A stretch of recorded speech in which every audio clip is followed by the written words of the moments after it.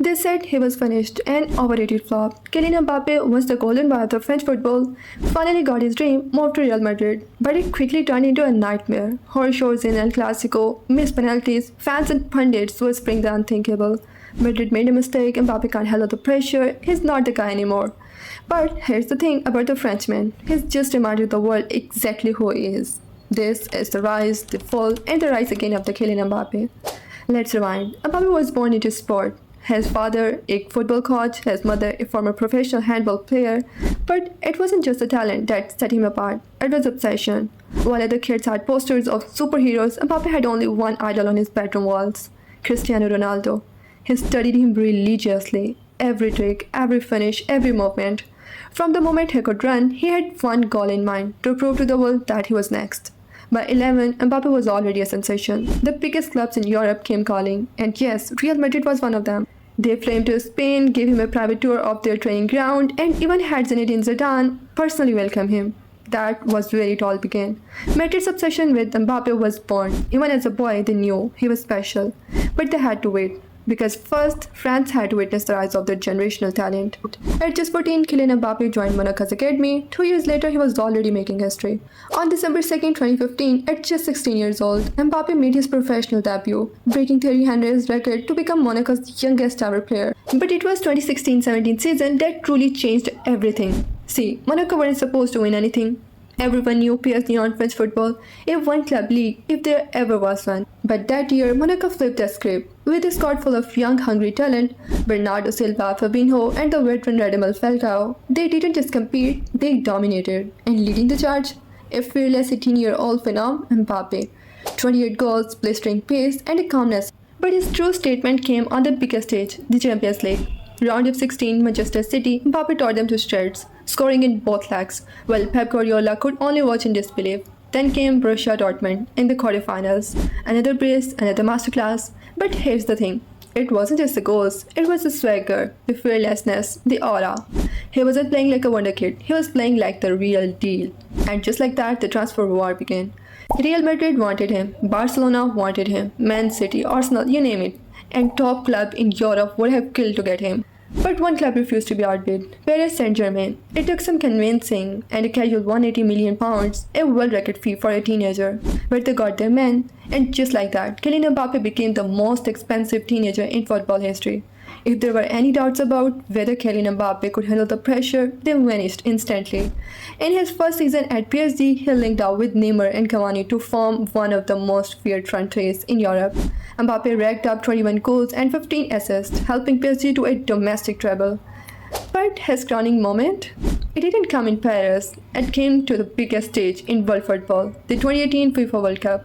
Round of 16, France versus Argentina, Mbappe versus Messi, the future versus the present. 4 minutes in, Mbappe picks up the ball deep in his own half and just goes pass 1, pass 2, pass 3 until Argentina has no choice but to bring him down. Penalty, France goal. Then with the game tied 2-2, he took over. A razor-sharp first touch, a ruthless finish into the bottom corner, then just 3 minutes later, another goal. 2 goals in 4 minutes, game over. Even Messi couldn't believe what he was watching, but Mbappe wasn't done yet. 2 weeks later, he made history. World Cup final, France vs Croatia. At just 19 years old, he smashes a lot-driven shot from distance into the bottom corner. Only the second teenager in history after Pelé to score in the World Cup final. France wins 4-2. Mbappe becomes the world champion. When he returned to Paris, something had changed. He wasn't just a rising star anymore, he was a global superstar. From there, Ligue 1 became his playground. 33 goals, 18 assists, Ligue 1 Player of the Year, another Golden Boot, another league title. Unstoppable.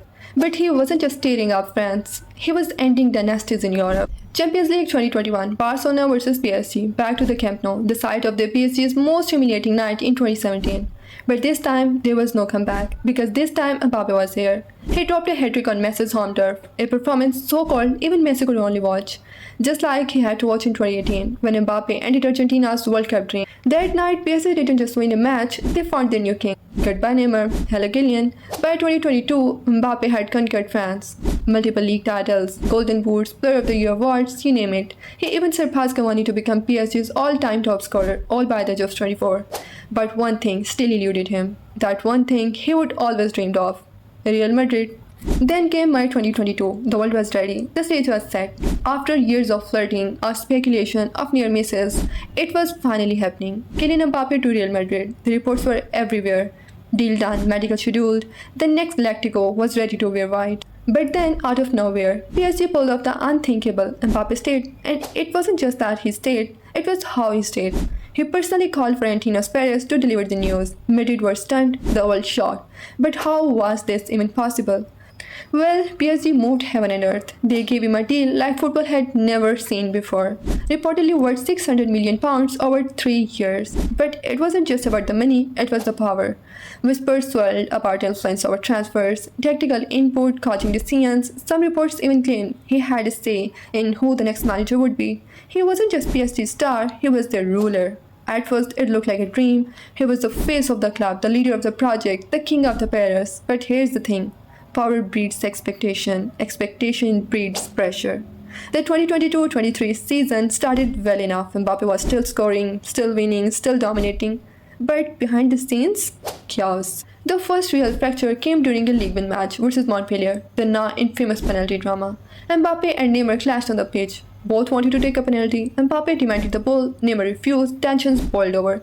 Later that night, Neymar liked tweets mocking Mbappe. Just like that, one of the football's most expensive and perfect partnerships was crumbling. Then came the rumors. According to journalist Tico Torres, Mbappe had tried to get Neymar sold. He reportedly saw him as undisciplined and questioned his recovery habits. Neymar's father, acting as his agent, fired back. His son would only leave if PSG paid out his full contract. Meanwhile, Mbappe's influence led to even bigger shakeups. Supporting director Leonardo, gone. Head coach Mauricio Pochettino, gone. PSG had bent the club around one man, and now it was beginning to snap. And just when it couldn't get more complicated, Real Madrid returned. Florentino Perez's obsession never faded. The Spanish press wouldn't stop. Mbappe's name was on every front page. And every time he faced a mic, will you still be here next year? Do you regret staying? Is Madrid still your future? Then came June 2023. Mbappe sent PSG a letter. He wasn't extending his contract. His deal was set to expire that following year. And now PSG were living their worst nightmare. Loses their biggest star for nothing. So they went nuclear. Mbappe was banished from the first team squad. Left out of preseason, isolated. The face of the future had suddenly become their biggest problem. He missed team training. The message from PSG couldn't have been clearer. Extend your contract or never play for us again. And just like that, for the first time in his career, Kylian Mbappe wasn't the golden boy. He was enemy number one. Meanwhile, in Spain, Real Madrid watched it all unfold, patiently. But in the middle of chaos came something no one saw coming. Saudi Arabia called. Al Hilal offered the most outrageous deal in football history. £300 million transfer fee, a £1 billion contract for one single year. It was insane. It was historic. It was real. Mbappe had the perfect escape hatch. 1 year in Saudi, collect generational wealth, and then go to Madrid free and clear. But he said no. The world was stunned. Billions on the table, life-changing money, yet Mbappe chose legacy over luxury. He only wanted one thing, Real Madrid. So PSG had no choice. By January 2024, Mbappe was back on the pitch. But the writing was already on the wall. Everyone knew this was it. The final chapter in Paris. No last-minute U-turns. No shock twists, no presidential interventions. And then it happened. Mbappe finally signed for Real Madrid. The Bernabeu was electric. Over 88,000 fans packed in to witness the arrival of the new Galactico. This was it. The dream realized.